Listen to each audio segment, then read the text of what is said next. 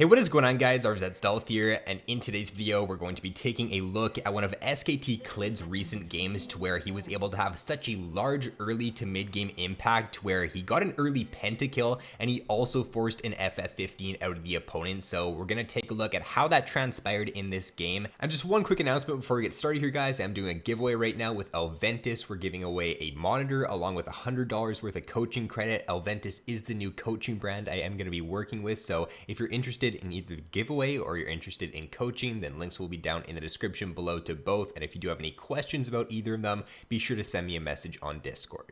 So if we start things off by taking a look at his rune setup there, he is running the Conquer for his keystone. He's going Triumph, going the Tenacity. He is taking Last Stand as well, and the Conquer on Lee Sin right now, it is something that most Lees are running. I'd say 60% of Lees right now are running Conquer, 40% are running Electrocute. Most high elo Lees you will see run the Conquer. It just does give you better skirmishing potential throughout the early to mid game. You're going to have a better 2v2, better 3v3 with the Conquer there.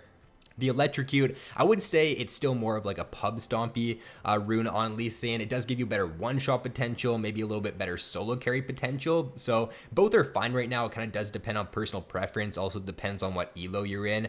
For the Last Stand rune there, though, I think it's a very underrated rune on Lee Sin, especially combined with the Conquer, because once you drop below 60% HP, if you got the true damage and the healing coming out of Conquer, along with the extra damage from Last Stand, it just increases your dueling potential a lot when you're lower on HP there. So because Last Stand has been repeatedly buffed this season and Coup de Grace has been nerfed, I just think that Last Stand is an extremely underrated rune.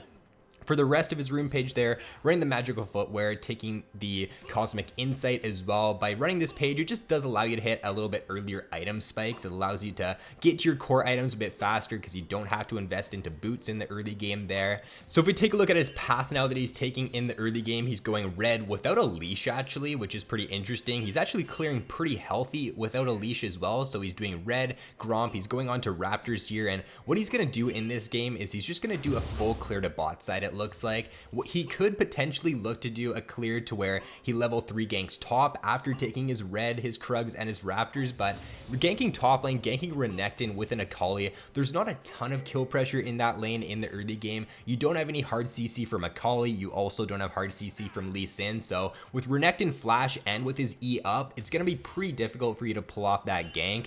If you take a look at bot lane though, you got a Nautilus there. It is Caitlyn Morgana, so it is going to be a little bit more difficult to gank that lane because of the Morgana Black Shield. But nevertheless, if you can just surprise, if the Nautilus can just surprise the Morgana, hit a hook on her before she can Black Shield, then there is a lot of kill pressure in that lane. So I think what he's doing here is he's just trying to prioritize the bot lane with this path. Bot lane does have the most kill pressure, and also with the Caitlyn Morgana lane, if you let that lane get out of control, if you let the Caitlyn Morgana get priority and just shove the enemy under tower all game, then that lane is just going to be over very early on, and Caitlyn Morgana are going to take over the game. So I think it's the right decision in this game for him to try to prioritize bot side early on. So you can see here 3 minutes 40, he's already level 4. So with this full clear here, you're just going to get level 4 super early on. The Talia is still level 3 at the moment here. And look at Talia's camp. She hasn't even cleared out her blue. She hasn't cleared out her wolves or her Gromp yet, so Clid is very far ahead XP wise on Talia with this full clear. He's going to grab the Scuttle Crab there, and then he's going to look to go towards bot side. So what he does here is he just ward hops over the wall because he expects the Tribush to be warded there, and the Tribush is warded. So very, very unique pathing here from Clid. It's a way to just avoid wards. It's a way for you to just pull ganks off to where a lot of players would just walk through that Tribush there, get seen right away. But because of this unique pathing here, he's not going to be seen. He can just come right in behind. The Nautilus here can break the spell shield, and then you can go right onto the Morgana, go onto the Caitlyn after that. And if he trades this, trading this kill there onto Caitlyn, it's actually pretty worth it for his bot lane, because you get a kill onto Kai'Sa, you deny the Caitlyn this whole wave here. Like, let's just take a look at this wave. She loses a cannon, she's gonna lose this whole wave, so it's actually worth it for his bot lane there to go for that dive, because the Kai'Sa's still ahead, even though the Caitlyn does get a kill. Obviously, it's not ideal that Caitlyn gets a kill there, but it ends up with him getting a kill, Kai'Sa gets a kill, and you deny Caitlyn that whole wave, so it's pretty good for his bot lane there.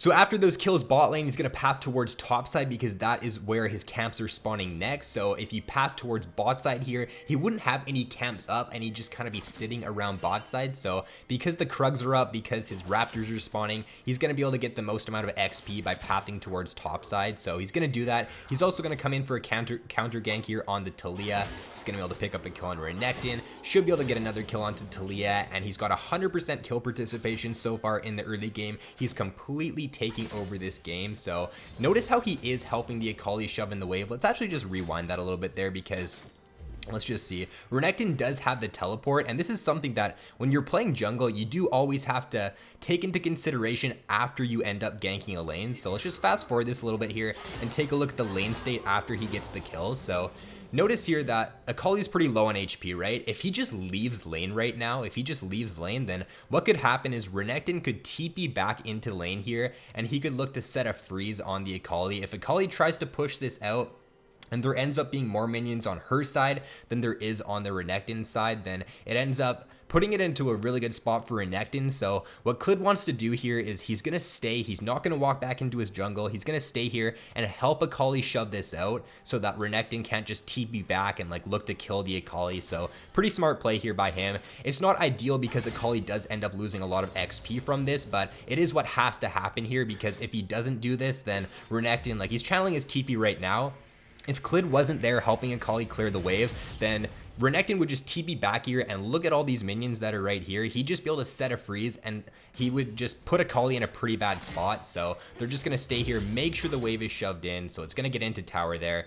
And now Akali can look for a reset. And this is just, you just have to be aware and just help your laners out when you are playing jungle. A lot of times what will happen in the lower elos is that Lee Sin there will just walk right back into his jungle. Renekton will TP back and Renekton will like kill Akali, or he'll just put Akali into a very bad spot. So definitely look to do that, or just look at your lane state after you gank a lane when you are playing jungle, because it can help you out in a lot of different situations. So now he's just going to go back into his jungle here. He's clearing out his Krugs. He's going to base level 6. So what he can look to do now is he can probably look to head towards bot side. His top laner is pretty ahead at this point. He doesn't have a kill, but Akali should be fine in this 1v1 now against the Renekton. I think what he wants to do at this point is he probably wants to just prioritize bot side. Bot lane is going to be the lane that can snowball the hardest here, or bot lane is the lane to where the enemy team can snowball the hardest with the Caitlyn Morgana. So I think he just wants to be able to shut that down. So what he's going to do here, going to go over to his wolves, clear wolves out, and then he can look to either do dragon or path towards top side. So it looks like he is going to more so prioritize this dragon here than pathing towards red or raptors. So bot lane actually did base here, so that's probably what he's noticing. The enemy bot lane base, so it's a free dragon here. His bot lane, even though Nautilus base, Kais is still there, and he knows the enemy bot lane is not going to be here in time, so he's just going to start up the dragon. Mid lane here, let's see. This is actually Faker playing Orianna this game. Faker doesn't really have priority in this lane at the moment, but I'm pretty sure he could roam down if he needed to, but he doesn't need it. He's just going to solo that dragon out there, grab an early dragon for his team. So he's had really good pressure throughout the early game, great objective control so far by taking that early dragon. So he's pretty much doing everything for his team throughout this early game to help them win. So he's going to grab his Gromp here. What he could do is he could head towards top side. So he notices his bot lane dies there. He was pathing towards bot side, but because his bot lane ended up getting a kill, he's just not even going to bother heading down there anymore. He's just going to go to his top side. Probably look to just clear out his Raptors, then his red, and then he can go top lane, he can go mid. There's a lot of different options he does have after he does clear out these camps here. So let's just take a look at what he does. I think the Scuttle Crab is up as well right now, and he is pretty far of Talia. So yeah, what he can do here is he can just run into the river. He's very far ahead of Talia. You can see he's 2 levels up now, so he just wants to make sure that he's taking this crab. There's no way he should let Talia ever get this crab being 2 levels up. So just make sure that you are denying the enemy jungler if you are ahead. Don't just be sitting in your jungle farming your camps if you have this much of a lead. So right here, get a wrap around again. Not too sure what Renekton's doing here. He should have known that Lee Sin was right there, but he's just going to get blown up right away. Another kill for Clid. So 6 out of 7 kill participation so far throughout this early game. Gonna walk down into the river here. The Talia does not have any, like the Talia should not be in this river here trying to duel the Lee Sin. So he might even be able to pick up another kill on the Talia. And this is where the last stand, like the last stand in the coup, or not the coup de grace, the last stand in the Conqueror really comes into effect there when he is dueling that low on HP. So gonna get another kill there on Talia, gonna clear out the pink ward, and then he can look to reset here. Notice how Herald is going to be spawning in around a minute, so I think what he's going to try to do here, just reset, use all that gold that he just ended up getting, and then look to do his red buff, look to do his Krugs, and then probably head over to the Herald here. Grabbing an early Herald is going to be really good to just accelerate this game even more here, because what he can do is he can put Herald either mid or top, grab those tower plates for his team, allow his laners to snowball even harder. So let's just see what he does here with his lead. So yeah, he's pathing towards top side, gonna take his Krugs. I assume he's gonna go for red after this. So finishing up the red buff now, Krug's red, and then he's probably going to end up walking into the river. I think he just pinged into the river there, so Faker in the mid lane should look to get priority here so that he can freely walk in and so that he can move over. So he's going to clear out this pink ward here. 2 levels up on the Talia again, so he really has there's no danger in him walking into the jungle like this, even if his lanes don't have priority, because he is playing Lee Sin, right? He doesn't have flash up, but you got your ward tops with Lee Sin. Lee Sin's one of the junglers to where even if your lanes don't have priority, it's not as risky to look for an invade, just because you do have ways of escaping even if you get collapsed on. But right here, another free kill top lane. So he's just feasting on this Renekton in this game. Renekton and Akali are trading pretty heavily, and the Talia knows that at this point she can not 2v2 with the Renekton. Like, the Lee Sin and Akali are gonna win that 2v2 all day. So this Renekton in this game here is kind of just screwed, because there's no way he's really gonna be able to make a comeback in this game if Clid just sits top lane. The only thing that could really go wrong in this game at this point here for Clid's team is if Talia ends up camping bot lane here, gets a good camp off bot and gets a couple kills. But as long as their bot lane plays safe, that shouldn't really happen. I'm just gonna grab the Herald here, and then let's see which lane he decides to prioritize with this Herald. You usually want to prioritize the lane who does have the most tower plates still up. So right here, 4 tower plates mid, 3 tower plates top. If he places Herald mid after he takes it here, then you're going to get the most amount of gold, or you have the potential to get the most amount of gold out of this Herald in the mid lane. So he's going to take it here, and you want to make sure that you are placing Herald if you grab it early on before 14 minutes so that you can get the tower plating, and that's exactly what he's going to do here. So he's going to place it mid, 4 tower plates available still, so he's just going to actually leave all the tower plates for the Orianna there. He's already ahead, he's already 5-1-3. He really doesn't need that extra gold, especially because he is playing Lee Sin.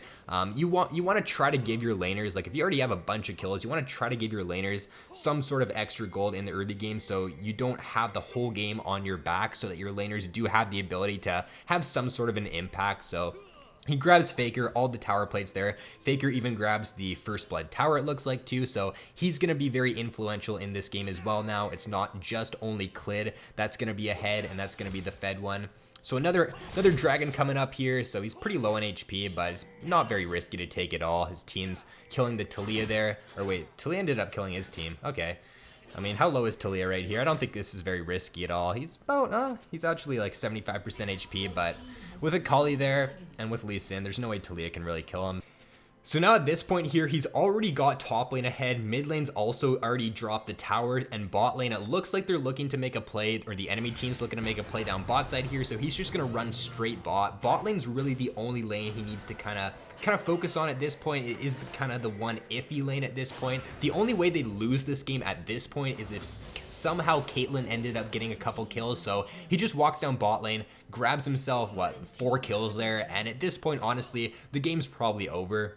You pretty much just neutralized, or you pretty much just got rid of that win condition the enemy team could have had right there by running down bot lane and countering that dive. So the Caitlyn's not really going to be able to do too much this game, I don't think, even though she was doing pretty well throughout this early game. So notice here, after he does end up getting those kills, don't just walk back into your jungle and clear out your camps. Walk into the enemy's jungle if the whole enemy team is dead, and just take everything they have. Just starve the enemy jungler. He's level 10 right now, Talia's level 8. If you can just walk into the enemy's jungle, once you do end up getting a couple kills on the opponents, just take all her farm. It's going to be almost impossible for her to come back, because unless she grabs lane XP, or unless she ends up like invading your jungle or something, like, she's never going to be able to come back in this game.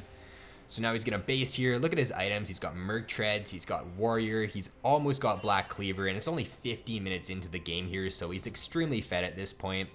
And right now, take a look at where he'd be wanting to go on the map. Bot lane tower is down, mid lane tower is down, top lane tower is the only one standing still. So I think what the priority should be here is probably to look to play towards top side, try to drop that tower. The bot lane, or his bot lane, when Kai'Sa spawns, is probably going to look to rotate towards top side there, and they can look to play around this. So let's just see what happens here.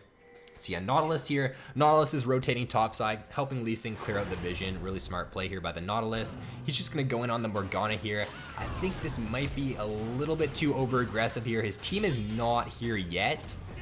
And yeah, he's going to end up going down there. So that's actually a 900 gold shutdown over to the Caitlyn. So that's not something you really want to happen. And that's something that in a lot of solo queue games, if you make that play, that could actually be the play that ends up throwing you the entire game. Luckily, Fager's going to be able to clean that up though. And his team, like, this is a challenger game, obviously. So even if he makes that play, even if he gets shut down, it's not the end of the world. If this were a lower elo game, that kill might matter a lot more, because the Caitlyn does get a 900 gold shutdown. But if they just play smart from here on out, that play shouldn't really matter too much. But just a bit too over aggressive. I think he flashes the emote there, so he knows that he made a little bit of a bad play. He played a bit too over aggressive there. He keeps flashing the emote.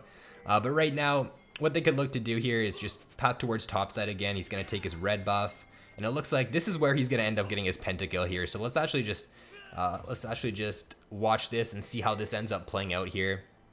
So his team's looking to start a fight down in the bot lane, so he's just gonna come down here and make sure he's there to back this fight up if they do look to go for it.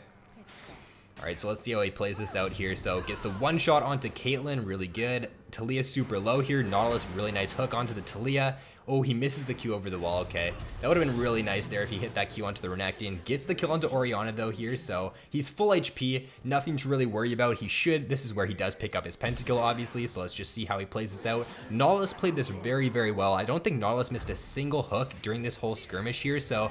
Oh, and that was very, very close too. The Galio almost got away with that teleport there, but he was just able to finish him off, so let's actually just replay that pentakill and discuss the takeaways from this video. So I think one of the biggest things is his early game pathing. Going for that early path he took allowed him to hit level 4 very early on, and it allowed him to pretty much guarantee that he would win the early skirmish if he did run into Talia. Obviously, he didn't run into Talia in the early game there, but if he did, he would have won that 1v1, and he would have just put Talia even further behind because she was level 3 when Lee Sin was level 4 early on there. Also, the patience he had in the early game to make that gank work down bot lane. He had a very, very creative path to where he walked over into the enemy's jungle, ward hopped over into the Krug pit, and just waited for Nautilus to look for an engage. He was very patient. I think that's something a lot of junglers struggle with, is they're just not patient enough to make a gank work. So he just sat in that bush. The gank worked out really well, got a double kill. Then he pathed towards top side, towards his Krugs. He ended up just maximizing his XP in the early game, pathing towards where your camps are spawning, very important as a jungler. And then he also just had very good objective control this game. He took the early dragons whenever they were up. He grabbed Rift Herald very, very early on. He just allowed his team to just snowball this game very well. He snowballed himself. He allowed his team to snowball as well. So he just played this game pretty much immaculately, and hopefully you guys did enjoy this video. If you did, then be sure to drop a like and subscribe if you have yet to already. So thanks for watching, have an awesome day, and I will see you in my next video.